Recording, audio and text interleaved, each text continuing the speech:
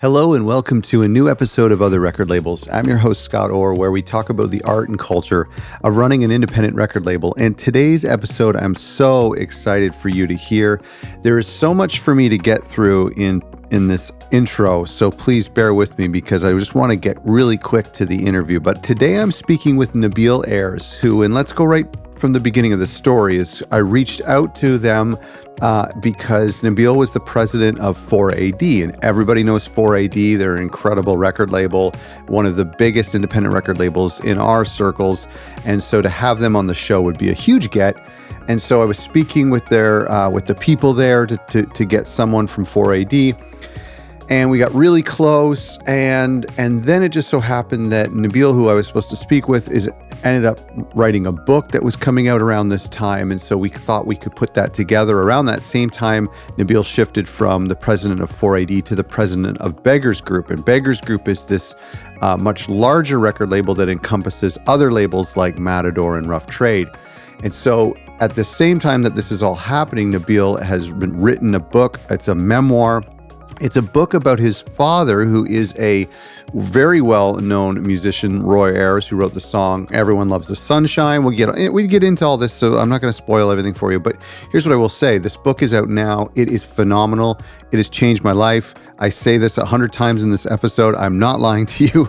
I want you to read this book. I mean, it's a great story about family. It's a great story about, is music in our DNA, or is it completely nurture, or is it a little bit of both? I love this concept so much. But then throughout the story in this book, there's these music industry stories, because Nabil started his own record store that became extremely popular in the early 2000s and late 90s in Seattle. He also started his own record label called Control Group, and then a reissue label called Valley of Search, before moving on to 4AD and now Beggars Group. There's just so much record label talk and music industry talk. This is going to be one of our most richest episodes, and I'm so grateful for Nabil for coming on the show and taking so much time to chat about his new book and all of his experience with all of these labels. So I really hope you enjoy this. If you want to get a copy of this book and find out a little bit more, go to otherrecordlabels.com/books. That's otherrecordlabels.com/books, where I include Nabil's book as well as some of the other books that we've recommended over the years. If you are new to to Other Record Labels, welcome. Please subscribe and enjoy this episode and our previous episodes. And if you're someone who is dipping your toes in the record label world and thinking, hey, maybe I should start a record label, I think I could do it, and get inspired by today's episode, then go to otherrecordlabels.com/toolkit, where you can download a free toolkit that includes a checklist and a workbook and some very helpful resources to get you on your way. Enjoy today's episode. Let me tell you how this works. So I got your book from your publisher about 3 days ago, and I got it in a PDF form. And so it was a Friday. I was going away for the weekend. I downloaded the PDF to my phone in Dropbox to my iPhone. Sounds so terrible. And I'm low on the press list, so I don't get a hard copy. I'm like way down. I get the little 300 kilobyte PDF. No, I'm joking. No. So anyway, my plan was on Sunday, I was like, I got to open this thing up, and I'm going to read the introduction, and I'm going to read the last chapter, and I'm going to skim through for the 4AD stuff. Sure. And then he'll think I read the book. And so this is a true story. I kid you not. And okay. I read the introduction, and I go, oh, and I tell my wife, I'm like, this is going to be a good book. This is Sunday after lunch. Sunday at maybe 11 o'clock. I'm lying in bed. I've got 3 chapters to go. I finally fall asleep. The next morning, I wake up at 7 o'clock and I finish the book. Get out of here on your phone. On my phone. I'm scrolling through. In fact, there was one time during the time where you're having lunch with your father, like the kind of the climax of the book. And right. I'm like, I'm goosebumps, and I'm pacing because I'm not getting enough steps. So I'm like, I'm having to pace, and I'm on my phone and I'm scrolling. The book is so incredible. Great. The book is so good. Thank you so much, not only for liking it, but even just for reading it. I mean, it's a funny thing because I come from a music background. I mean, I've played in bands my whole life, and now I work for record companies, and that's really it. The writing thing is new for me. I've never been a huge reader either, but I've been a huge music person, so it's always been my band finishes an album. You give it to somebody, you expect them to listen to it. It's easy to do. You Right, can do it on the that's right. subway, you can do it in the car, or you could even listen to a few songs on the way to the interview or the meeting. Sure. But a book is not that. That's right. I think I come from a weird place, at least when I talk to like the publisher and people in the book world, where I'm a lot more forgiving and don't expect people to have read it because it just seems like such a huge ask. It's like, Well, how could you that's right. just read a book every time you talk to somebody? And I often wonder that, when on talk shows, when they talk about that, and how that, even movies, right? I mean, to sit down and watch. I think there's a lot of producers reading and feeding questions to hosts. Yeah. Well, and you know what? And I thought, just with the time constraint and the fact that we want to talk about your labels and about Beggars as well, but I thought, we can touch on the book a little bit, but this was what I was thinking about earlier when I was speaking with your publicist and stuff. And I was thinking, when we have a chance, we'll touch on the book, and just the timing worked out well for when the book was coming out. Yeah. But then as I'm going through it, and I think what is so great about it, and this is what I want our listeners to pick up this book and read it, because the story of family and the father-son relationship is so interesting, and race. But then, if that's not enough for you, there's these little indie music tidbits that are thrown in between those parts of the story. So that's kind of fun, like right. It's on its own as a memoir. It's a great story. It's a touching story. But then to be like, oh, that actually, I like a little bit behind the scenes of a late night TV show or running a record store, that kind of stuff. So that's what funny. I think our listeners will love about it. Yeah.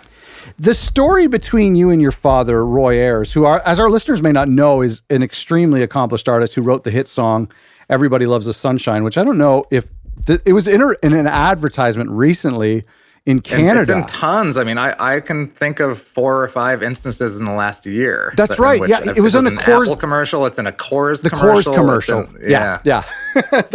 That's where I'd seen it most recently. One of the themes of this book is this question of nature versus nurture. And from my perspective, which isn't as refined as yours, but from my perspective, your life in music seems almost entirely nurture. Your uncle was a jazz musician and helped raise you. Your mother took you to concerts when you were young. Your neighbor was a timpani player. It seems entirely nurturing. Do you really think that music can be in our DNA, or is that just a nice way to try to connect ourselves to the people who brought us here? Yeah, and that's the thing, and that's what's hard for me is I'll never know. I mean, the quick backstory is that I don't know my father, Roy. We've met a few times in my life. And that was really the plan. My mother was young and single and wanted to be a young single mother, and asked Roy if he would be the father of her child. And that told him that he wouldn't need to be involved. And everyone agreed. And that's always been the case. So I've never been around him. I've met him a handful of times as a kid. Finally, as an adult, got to have one kind of long lunch and ask a bunch of questions. But yeah, for me, it's been music from literally the first second I can remember. And so I always assumed that part of that's genetic, that I got some of that from him. But as I grew older, only recently, I've either heard about or met some of his other kids, my half siblings, who have no connection to music and never played music. And that really surprised me. And at the same time, I've learned more. I mean, of course, I grew up really close with my mother and still am. And my uncle, who's still playing music, he's recording a new album next week. Wow. He's 72. Wow. And those are the people that took me to concerts, that bought me records, that bought me instruments, that really, truly, in every possible way, supported my interest in music from a really young age. So it's kind of impossible to ever figure out which was the more dominant. I mean, I would tend to agree with you that, had they just tried to get me to read philosophy and nothing else, would I have been a philosopher, or would I have just had a natural pull toward music? I don't know. Well, that's right. And I don't want to spoil too much for the future readers, but that is interesting about some of the other of your siblings who didn't go down the path of music. And I think we confuse it with DNA because it's usually our parents or our family who support us and who buy us these instruments. So I think that's, that's so interesting. There's on another scale, there's a lot of discussion about your musical background, but I'm also interested in, and we'll get into everything that you've accomplished, but I'm interested in your entrepreneurial background, which from my perspective, you seem to have this start something new, create something, try something new drive within you. These are all symptoms of someone with an entrepreneurial spirit. Where does that come from? My mother would say it comes from her, that it comes from when I was a kid. We lived in Amherst, Massachusetts for 4 years when I was age 5 to 9. And during that time, she finished her college degree and got her MBA. And this was in the 70s. This was a really different time. You know, it was super loose. There were kids running around everywhere. And she took me to tons of her classes. I remember really well going to some of her MBA classes and just sitting there while the teacher lectured. I remember being at home when she hosted study groups and there'd be 6 or 8 people sitting around talking about a project. And I remember being interested and listening to those things, but and at the same time, I don't know. I mean, I think I weirdly just always understood that there's this weird I mean, I understood when I opened a lemonade stand when I was, 7 years old, that the idea is you buy this thing, you break it up into smaller pieces, and you sell that for more money than the original thing cost. And that is business. That's kind of it, right? Right. And you do that with different things. And so it's either just natural or it's from being around my mother in those classes, I guess. Another sort of nature versus nurture. That's right. Yeah. I always attribute my entrepreneurial spirit to reverse engineering wanting a toy or wanting something. I think, how do I get that? So, if I want a new bike, what's it going to take? You're talking about dividing the things, but Right.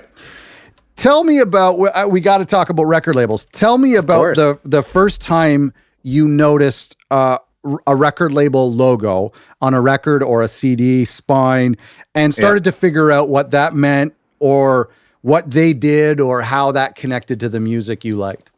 Yeah, I mean, I grew up, when I was really young, it was lots of jazz. My uncle is a jazz saxophone player. He had a loft in New York in the 70s, and I was just surrounded by these people who played music all the time. And we had records. We had, me and my mom, we had Beatles records and Seals and Crofts and Stevie Wonder and all these people. And I don't remember noticing things then, but the key moment was when I was 5 and I bought Kiss Destroyer. And that was the first, bought in air quotes, but that was the first album that I picked out at the record store, and that was my record that I'd bought. Yeah.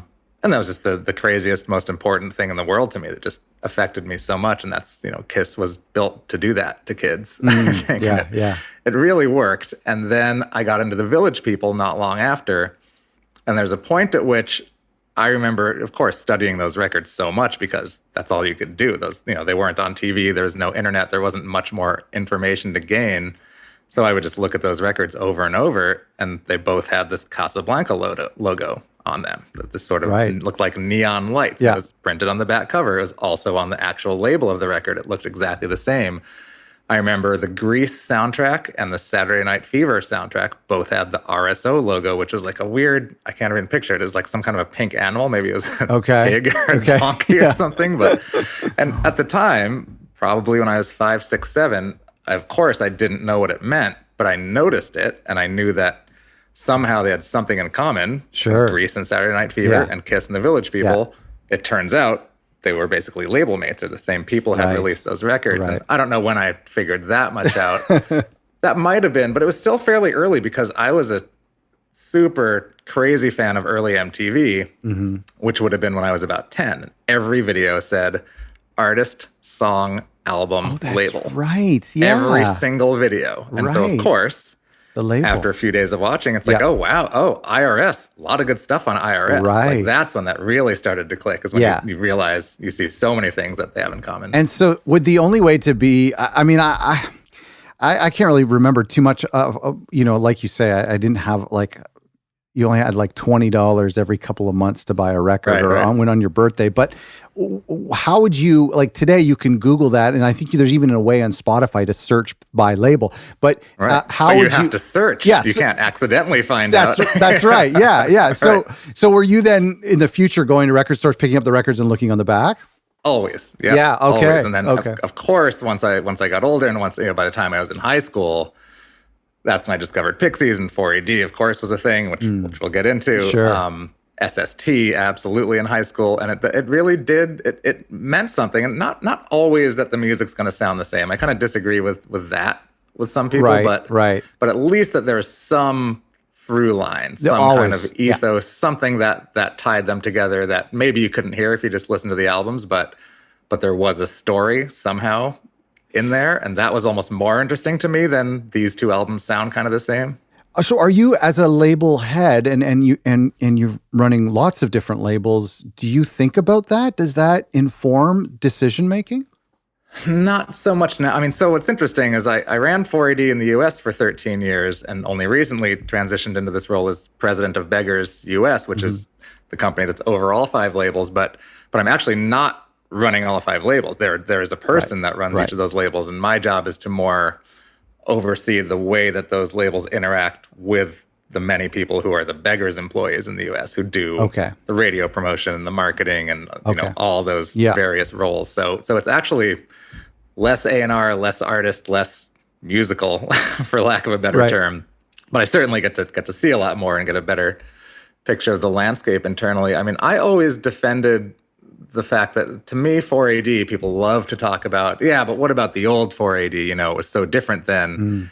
And my response was always like, so you think Pixies and Cocteau Twins really sounded alike? This, you know, crazy guitar band from Massachusetts and this like lush band who's sung in a secret language from the UK. Like, to me, those bands really don't sound alike. But when you put the Von Oliver art on both albums and you kind of do all the things that happen to draw them together, it made sense. And of course, they do have a lot in common, and they feel like they're in the same space. But I don't know. It's you know, I don't think it was ever quite as cohesive as people like to think. I think that's just a nice way to think. That's an interesting point. Yeah, and some people, even when the cohesiveness in the aesthetic is found in certain labels, that may be only perceived by a certain percentage of the fans. It might be lost on some people. Some people don't care about that. Yeah, I mean, I was in college from when Sub Pop. You know, I was in college just outside of Seattle when Sub Pop was really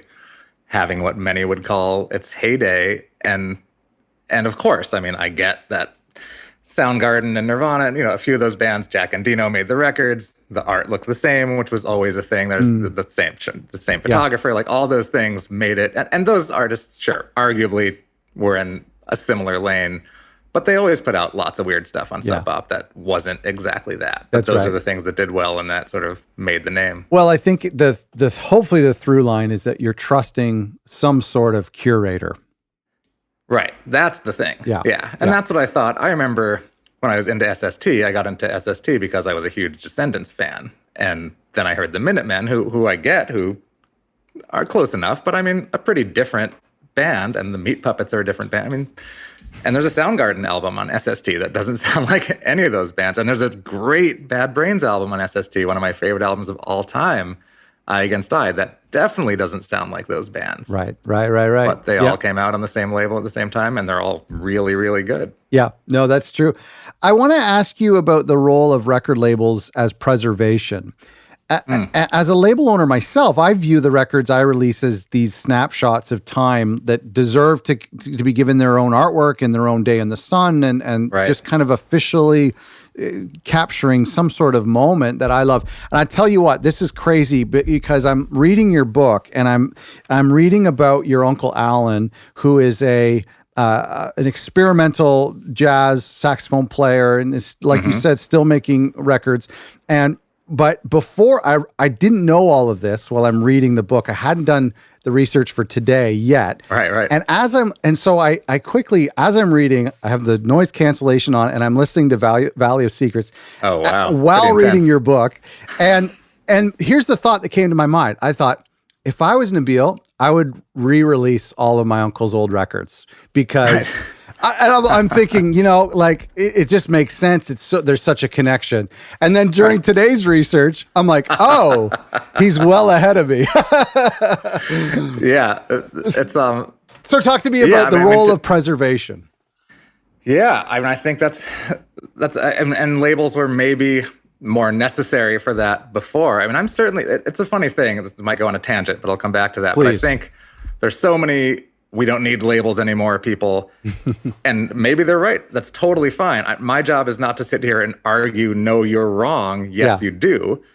My job is to sit here, or my stance is, there's never been more or easier ways to release music, and that's incredible. And people absolutely should do whatever they can, and they should be able to make whatever decision to work with someone or to work with a huge company or to do it themselves or anything in between. And it's all great. And I think I'm often put on the defensive where if somebody says something like that, it's my job to rebut and say, no, labels are the most important thing in the world. It's the only way to do it. You can't do it without us. And I've never felt like that. It's incredible to be able to self-release things. But all of that makes the preservation thing. Certainly what's interesting about the preservation point is that that's when a catalog comes into play. And that's when Sub Pop or 4AD or any of these great labels that we're talking about, what sort of becomes important and cool about them is that you can look at these decades of curation and it becomes visually and musically and aesthetically this sort of much bigger picture that all these artists have built with the help of some curator, for lack of a better term. And I think that's really cool. And that's part of the preservation, is sort of putting it in this light where each one of these albums makes the one before it and the one after it more important in a way. And that's a lot of what I like about labels, is it offers a lot of context and it can benefit artists in that way. That's just one way to do it. It's not the only way. I often hear the same thing about people say, do we even need record labels anymore? Artists ask that all the time. And the easy answer is no, of course not. But we don't need restaurants. We don't need coffee shops. Exactly. We can do that at home. There's a lot of things, right? We don't need Uber. Yeah, exactly. So let's get this label thing straight, because I think all of the stories are equally interesting. You own 2 labels, Control Group and Valley of Search. Plus, you're the head of Beggars in the U.S., which encompasses 4AD, Matador, XL, and Rough Trade. Our listeners are very, very familiar with all of them. And Young, which is a 5th label. Right, that's right. I'm sorry, I saw that, yes. How do you balance and prioritize, and maybe give us a little bit of a background, because in the book you talk a little bit about the formation of Control, but how do you balance and prioritize your labels with your day job, if you will? Yeah, the priority is my day job. Sure. It's not simply because I get paid to work here, but I love it, and there are a lot of people and artists and a sort of structure that relies on me, and I love it, and that's why I come to work happy every day. So that's of course the first priority, and my labels are a side project, a hobby, but one that I'm very passionate about, and in a weird way, I've been doing that longer than I've been at 4AD or Beggars. So, I started my own labels the same reason that tons of people do. I think it was around 2002, which is 20 years ago. Wow. And I owned a record store in Seattle with my partner, Jason, Sonic Boom Records, not the one in Toronto, the one in Seattle. There's no connection? Is there any connection? There's no connection. Oh, gosh. We were first, but I hear they're great. All right. There's no beef. It's a great store. So, so I had this record store. I played in bands, and I was in a band called the Alien Crime Syndicate, and we made a record, and no one wanted to put it out. And that was at a time when getting signed was, of course, the goal and really the only way to get your music out there. So, so I said, well, look, I have enough money to do this. I know some things. I own a record store. I could hire a publicist. I could press a couple thousand CDs, and I will be our label. That's basically. And so I did, and really had a great time doing it and setting it up, and learned a lot. And when the record came out, I think weirdly, this actually fueled it more. We signed to V2, to a much bigger label who at the time they were killing it with the White Stripes and Moby. It was really they were doing really well. So we, of course, jumped at that deal. They bought that album from me because I was the label. And so suddenly I'd set up, I had a distributor, I had all these things. These weren't employees. I didn't have a payroll, but I'd built this mini infrastructure. Yeah. And I had a really fun time getting there. And then suddenly I had no records. It was really weird to have literally sold away the one album that I'd spent all this time putting out. The V2 didn't last very long after that. They just disappeared overnight, didn't they? Yeah, it was 2004. Pretty quick. I think a lot of stuff maybe folded into Universal and just, that's what happened. Oh, that was a great label. I love most labels. Most major label JVs what a bummer. Okay, Yeah. so it had been successful then. You had sold this Right. record. And so I was like, well, that was really fun. And in a weird way, I think if I'd kept our record and put it out, that might have made me work on that album longer and less likely to do other things because I probably would have been busy or spending money or something. But suddenly they gave me money right, and took away my record, not willingly. Yeah, But so suddenly I was like, wow, I should do this again. And so I started putting out, this was the time in Seattle when it was pretty easy. There were so many good bands. I knew a lot of people. I owned a record store. And so I started putting out records by other bands in town who I thought were good. And it was also a time when like you could plan on selling. If a band was good and playing shows, you could sell 1,000 CDs in Seattle. Right. And that very easily was $7,000 to $10,000, depending on how you look at it. That's and it didn't cost that much to press CDs and didn't like do huge national press campaigns. So like you could do it and make money. And sometimes they'd lose money. And I started doing that. And so that was called the Control Group. And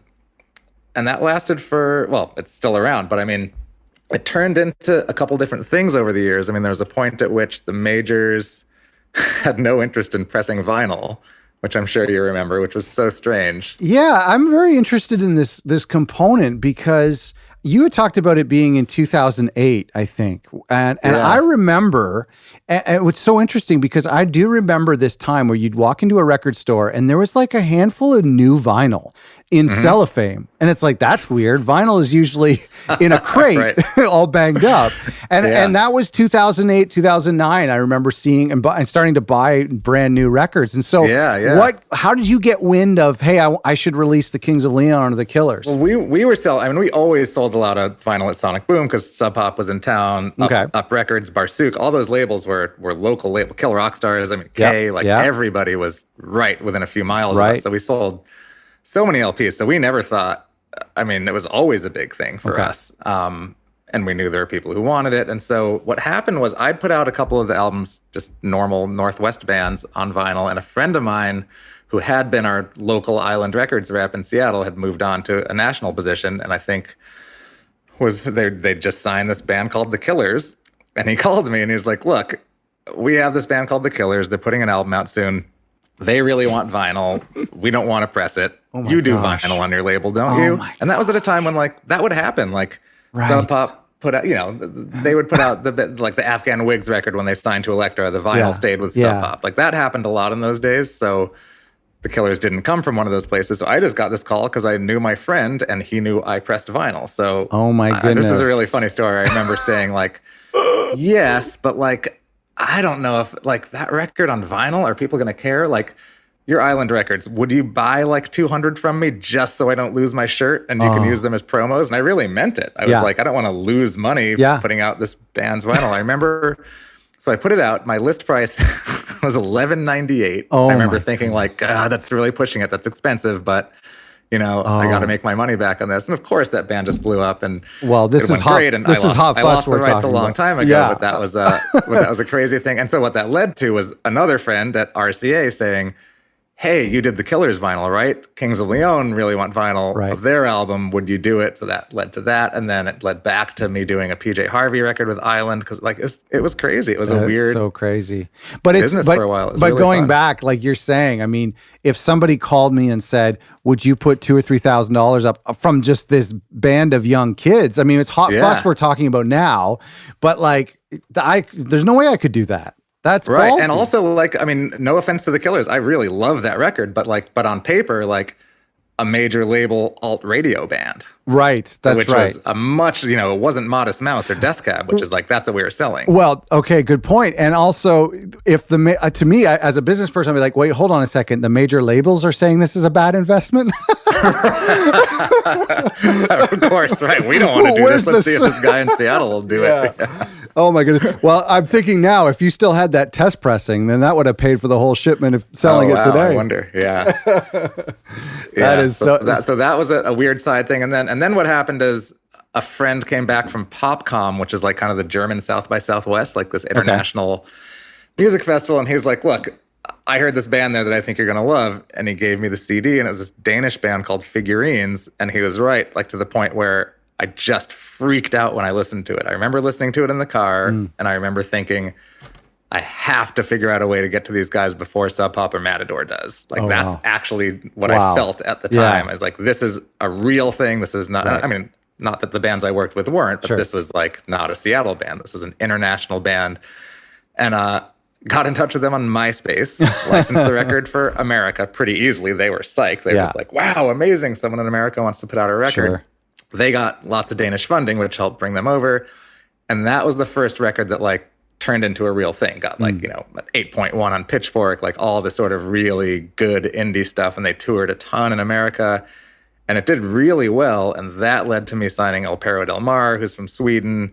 And then El Perro Del Mar's manager managed Licky Lee, who was signing with Atlantic, but they wanted to get an EP out first. So I did that. So suddenly it went from like all Seattle-ish rock bands to weird major label vinyl to now, you know, pretty successful Scandinavian indie music. This is all within like 7 years. And that's kind of a beautiful thing of just kind of following your nose and following what. Well, and you know, we've talked about this before, just a second ago, about how actually brave it would be to do this Killers project before they're the Killers. But it's also could be said about starting a label in 2002. And I imagine your expertise or your experience from running a record store, knowing what you could do, knowing what you could sell. Because I mean, even though the competition is extremely low in 2002, when it comes to indie labels and indie artists who could afford to glass master CD, what gave you that confidence? I think it's just the fact that this sounds fun. Let's try it. This is a real band, and maybe this band will be something, and maybe that'll help me. And the album's really good. Yeah. Oh, that's interesting. It was, but definitely. I mean, it's hard to explain that it really felt like a risk at the time. Yeah. Well, I mean, there were 100 bands that month that were new major label signees that were going to blow up, and one did. Well, one of the cool industry tidbits or little anecdotes that come in the book, and they're all the time because they start in the 70s and all the way up to today, and then I love them. They're just like little treats in amongst this beautiful story. But one of them is this that I pulled from it is how it really is. I mean, our job really is all of this like miniature little gambles, and even you as an independent artist, you're thinking, do I join this band as a drummer, or do I join this band called Death Cab? No, I'm not gonna go with them. I'm gonna go with this band. You know, and also the story of these major labels signing these bands that none of us have heard of. They didn't last. And but back then they were more than on anyone a major. Realizes. Yeah. That's right. How sad is that? But love that. Yeah, that is the thing. It's like, you know, but that's life, right? Yeah. It's like a huge series of macro and micro decisions that affect everything. Yeah, that's right. And the weird thing is there's always so much like, oh, I'm so glad I did what I did. Like it's never, I mean, things are great for me. I'm really happy. I think I made tons of the right decisions, and even things that might have been better still don't mean that I would have had a better life, but it's still, you know, you always wonder what would have happened if you go the other way. That's so interesting. Yeah. As I think about what makes a label like Valley of Search special, I start to think of the indie labels at the other end of the spectrum, like 4AD or Secretly, that from the perspective of people like me who run small indie labels, these bigger labels seem closer to a major label than they are to us smaller indies. So that may just be my perspective. Right. But how does a big label group like Beggars maintain that indie mindset, however you define that? Is that something that's ever thought of explicitly, or maybe that's not a concern? I don't think it needs to be. It's weird. It's hard to explain this, but it really is true. But I think, I mean, I know lots of people at Secretly and all of those labels, for the most part, started the same way that Valley of Search did, or the same way that Merge did. Most of these indie labels started because someone was in a band or someone was friends with a band that they loved and they wanted to put out their own record, or they wanted to help their friends. The goal in most of those cases was not, I know a way to make money. Let's do this. Surely there were people who are like, I bet we could make money doing this. But I think in almost every case of at least the sort of group of labels we're talking about, the goal was to get music that someone really loved out to more people. And when you have that as the starting point, of course it grows and you hire more people. But I think as that happens, and it's happened so gradually with all those companies. I mean, Beggars is over 40 years now, but Martin still owns the company and is super involved. And it's been a very, very slow, steady growth. And as people get hired and as the people who hire new people, I think that ethos remains. And I think it's still, I mean, so many of the people that work at this company come from record stores, which is just crazy to me. It's weird how much we talk about it. I mean, Melanie, who runs Rough Trade, Gabe, who's our head of content, does video stuff here, and me. I mean, I hired both of them at Sonic Boom when they were kids, and now we all work here in New York. I didn't hire either of them. Gabe worked here before I did. It's not complete coincidence, but it's not like me pulling over my people. It's not. It's just like, I think the artists and the people who gravitate towards these labels, who want to work for these labels, who want to be on these labels, are just from a certain sort of school of thought. And I think that big or small, that just kind of remains throughout. You know what? I mean, I've spoken with probably close to 100 labels now, and I could easily guess 75% or more has started by somebody self-releasing their first project, like you with Control Group. Daniel Miller I spoke to Daniel Miller from Mute Records, and going all the way back to the 70s, 80s when they started was for his own project. And it's just, that's so interesting, but that's such a beautiful thing about it. And that's a great point. Yeah. You talked about something really interesting about how often a label manager is managing someone's life dream. It's certainly more on a level like 4AD or at a major label, but that's an interesting position to be in, and to possibly be an arbitrator of someone's personal accomplishments. I think that's a really interesting take, and it's something I've never really thought about before. How even small labels can play a role in helping facilitate someone's life dream. That's incredible. Yeah, I mean, that's, those dreams can be on any scale, from whatever, Grammys and Saturday Night Live to like whatever. I want to be able to play for 100 people in every town, and I want to be on great non-com radio stations. And there's so many different levels of what people want. But the second you involve anyone, even if it's the smallest one-person operation, there's a lot of pressure on that person to try to help an artist achieve that. I mean, I felt that.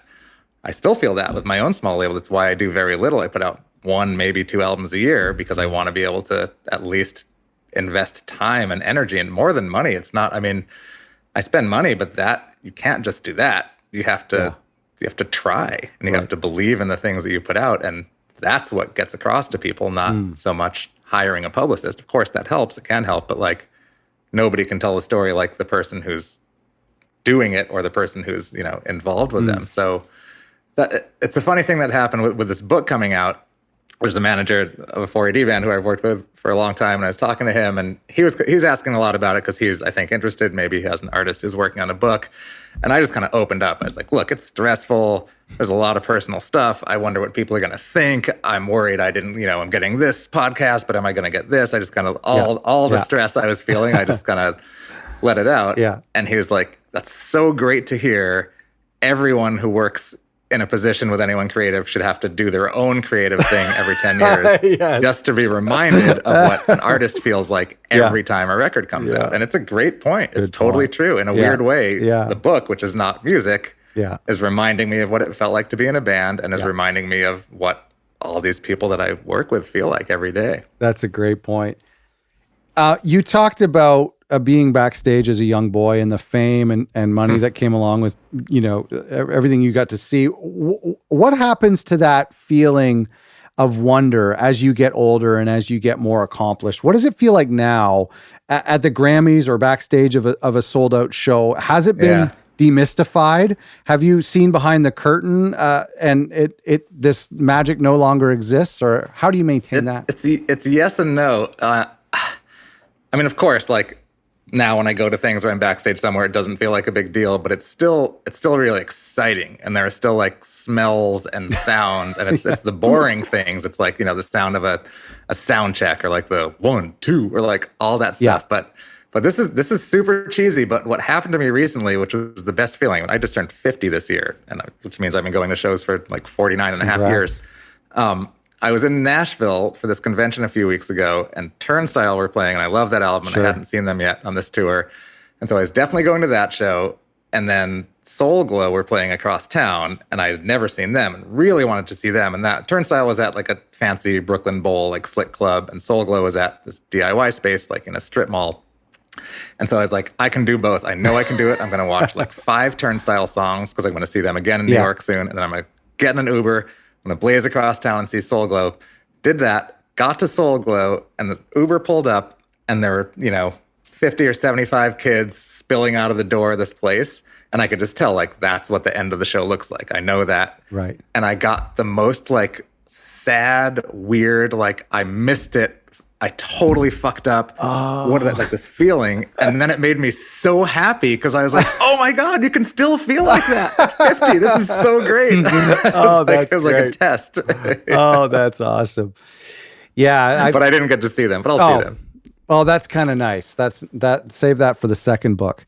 No, that's so interesting. And I feel that too. And I've noticed that there used to be an album probably once a month where I would wake up early in the morning and drive to the record store for 10 a.m. when it opens and open the cellophane in the car. Of course, now we can just hop out of bed and it's already in our library and on our phone. And so, I kind of crave for some of those moments that remind me of my youth and those feelings.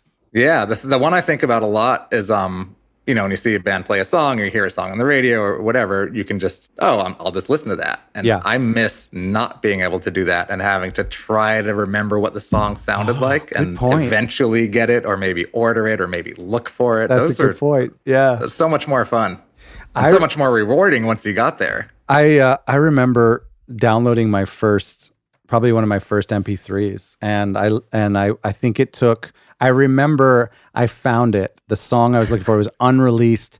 And I remember downloading it and then sitting on my computer for a little while and then going and have a shower, coming back. And this was one MP3 and it was still like 2 hours to go. And you're like, it's amazing. It's still faster than going to the mall. Yeah, that's right. Oh, there was no mall. Yeah, this was. I have to say, I absolutely adored your book, and I'm going to get a copy of it when it comes out. And when folks hear it, it will have already been out because it comes out next week from when we're talking. But this will be out in just a couple of weeks, and so it will already be available. I want a lot of people to read it for so many different reasons. And our listeners can grab a copy by going to otherrecordlabels.com/books. I'll have links to it there. And you can read a lot about the music industry and you learn about the fluid definition of family and about race in America and this inescapable father-son dynamic, which is just really will do your head in. But if I love this, like, choose your own takeaway from the book too. That's what I think is so beautiful. And so I want all of our listeners to get this. And if they're not readers, to make this the one book that they read this summer. I'm curious, like, what's next for you? We just talked about how it's hard to kind of, maintain that magic and that feeling. And so what do you feel like you want to conquer next or create next? Right. I don't know. I mean, I think about it a lot, and now people are asking me more than they ever have. But I mean, this took years. This was sort of, when you add it all up, about 4 years. It took me about 2 years to write a version on my own, and then I did the book deal, and then it was another 1.5 years with my editor. So I guess 3.5 years. And it goes from the moment my mother meets my father to like 1.5 years ago. So it's the whole thing. That's right. So what's hard wait is another to think, 50 like, years. Right. What else do you cover? I don't want to.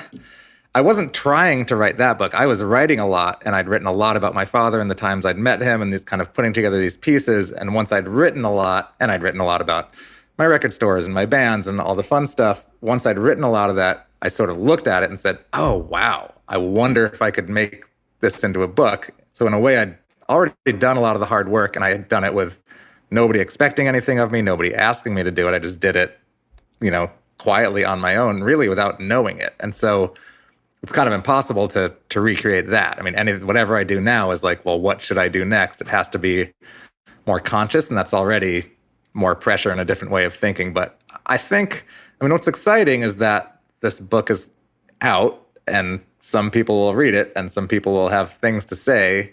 And I think how I react to that will decide what's next. Right. Whether that means, I mean, I would love to write another book, but I don't have to write another book, and I only want to do it if I feel compelled to. Are you ready for criticism, for negative reviews? I think so. I mean, I know it's coming, of course. I mean, I wrote a piece once for one of the shorter pieces I wrote for The Root, which is this great New York Black culture website about my racial identity. And it was a fairly short piece, but to paraphrase, it was kind of like, my father's Black, my mother's white. I've been lucky and had a relatively easy time with that. I haven't had super huge racist moments. Of course, tons of small shit throughout my life, but nothing, really evil or scary. And that was kind of it. It was a weird, like, sort of thesis. And I think I was testing the waters to see, like, can I write about this? And The Root has comments, and the comments were brutal. And there were a lot of them. And this is funny. I can bring it back home to record labels. And it made me feel good. I read them and I was like, ooh. And I was like, you know what? This affected people, and this made people, none of them, I mean, they couldn't say anything. It was all like, well, fuck you and your story. Here's my story. Look how bad this could have been. And I was like, I know, that's kind of what I was saying. I was just telling mine. But what it made me think is that it felt really, and there were also some nice comments, but it felt good to get to people, and it didn't stop me from doing anything. And in a weird way, it was better than no comments. 100%. And that's something that a lot of labels, not just 4AD, but lots of people that I've talked to over the years, when people put out a record, if there's nothing, then that doesn't mean much. If people really like it and some people really dislike it, that's how you know you have something. There you go. 100%. Yeah, I couldn't agree more. I absolutely feel that way. And if I send a track I'm working on to a friend and they respond with cool, and I'm like, it's garbage. It's garbage. Right. Cool. What cool kick drum sound. I forgot to ask you, in the book, our people will find out that you started a record store, you worked at a record store, you were a musician signed to a major label, you interned at a major label, I think, or a label. In college. You've worked at record labels, you've started record labels, you've done all of these perspectives. Lots of music, yeah. How does that inform who you are as a label owner? It's got to make you more empathetic in a way. I think so. I mean, yeah, it's funny to have seen it and been part of it on so many different levels, to see, the smallest one-person operation or a self-released album and the biggest. I mean, I was a scout for Epic Records for 3 years. I didn't work in the office in New York. Wow. I did this job in Seattle where I was supposed to send in music whenever I wanted to, but I would always visit the office, and to see it on that level and to see just how huge that machine was, and the same being in a band on a major label, all of it, I think, has made me more empathetic, because it makes you realize, I think there's a lot of people that just think, like, once you put out a record, as long as it's with someone reputable, you're going to be fine. They can get you on TV, or they can get you on the radio, or they can get you on Pitchfork, or whatever it is. And it's still so much hard work for the labels I work for the majors, for everybody. It's still like, you can never guarantee anyone anything. And there's a lot of people that are really at least trying to get those things. And this is also what it feels like at my publishing company, where I feel lucky to have these people who I know are trying to do this stuff for me, and we're not getting everything, but they're getting some of it. And it's really cool to have someone doing that. I love I love the part about your record store, Sonic Boom, because I just love that era. It's when I was a teenager, but I love that CD era of the early 2000s, the height of everything. It's just I remember when Interpol Turn On the Bright Lights came out, which is 2002, 20 years. Matador put them on sale, and we were selling the CD for $7.99, and we'd sell them so fast that we decided to just put them on the counter in like this flip case, and we'd order like 300, 150, 300 at a time, all on CD. And my joke was that we were selling them like a pack of gum at 7-Eleven. Yeah. Like, it was just like here's what I'm getting. Oh yeah, and I'll take an Interpol CD. It was almost like, of course. Oh, this is here. Like, it was so crazy how easily and how quickly we sold those CDs. And now we look back and go, that was just like the end of the flame burning up. But right. Right. I know. I love that time. It was a fun time. Thank you so much for doing this, Nabil. It's been such a pleasure talking to you. Your book is fantastic. Thank you. It's great talking to you. It's been fun. I have another question for our patrons. If you have a couple more minutes. I do. Don't forget, if you want a link to Nabil's book, I will include it in the description of this podcast, as well as in the description on YouTube. And you can go to otherrecordlabels.com/books, where we collect all of our recommended books. And this book will be right there for you to find. Again, thank you for listening. Thank you to Nabil for being a part of the show. And if you are new to Other Record Labels, welcome. Please subscribe and check out our previous episodes. And if you want resources for record labels, go to otherrecordlabels.com. Thanks for listening.